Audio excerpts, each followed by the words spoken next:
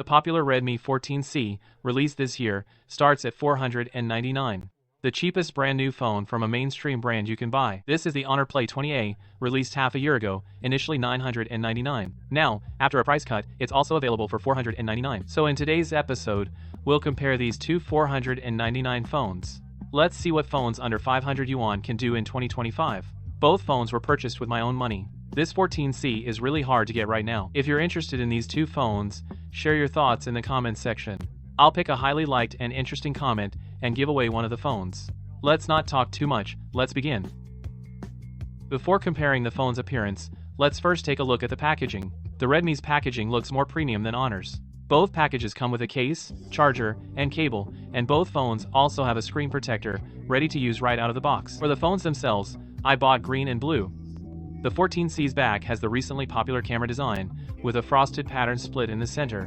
While the 20A's camera module is relatively smaller, as the back panel is glossy, it attracts more fingerprints. Both phones feel quite plastic, and the workmanship is also rough. I think the 14C's back panel to frame transition is better, the 20A feels a bit uncomfortable to hold. Both phones have plastic supports where the frame meets the screen, and the side button feel is also pretty average. Phones at this price usually have a headphone jack on their top and bottom respectively. So, just looking at the appearance, which phone looks better? If you think the 14C looks better, type 1 in comments. If you think the 20A looks better, type 2. Now for the front, let's light up the screen. Both phones have 720p screens. The screen-to-body ratio isn't great on either, the chin is very wide. The 14C's screen has a high refresh rate, but currently, only a few apps support it, while the 20A's screen is 60 Hz. In terms of brightness and color performance, both are quite mediocre, as is the single speaker. Performance for daily video watching isn't great. I won't play it here. System-wise, the 14C runs Surge OS 1, while Honor's 20A has a simplified Magic UI 6 with basically no animation effects. The smoothness is actually okay, but with only 4 GB of RAM, opening too many apps might cause lag. The system still has voice assistant functionality, but lacks most flagship-level AI features. Personally, I'm more used to Xiaomi's Surge OS, but using Honor's system these past few days, it surprisingly had fewer bugs and crashes.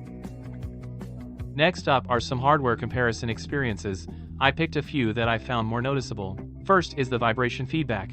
Both phones are equipped with rotary motors. The vibration feedback is very uncomfortable. I recommend turning it off right away. Processor-wise, Xiaomi has the G85 Ultra, Honor the G85.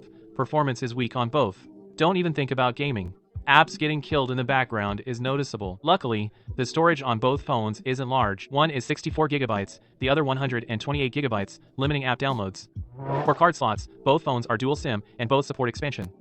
Neither supports 5G, and signal performance is just average. Both batteries are 5000 mAh, so battery life is decent. But charging speed is quite slow. Fortunately, they both use Type-C charging. The Redmi 14C has side fingerprint unlock, same as Huawei Mate 70, unlock speed and button placement are okay. What about the final image performance? Both phones have a main camera plus one secondary lens. Photo performance is basically QR code level. For daily recording, I think the image quality isn't good enough. Video is only 1080p. If you want to record live, the camera without stabilization is quite bad. So, overall, these two $499 phones only offer a very basic phone experience.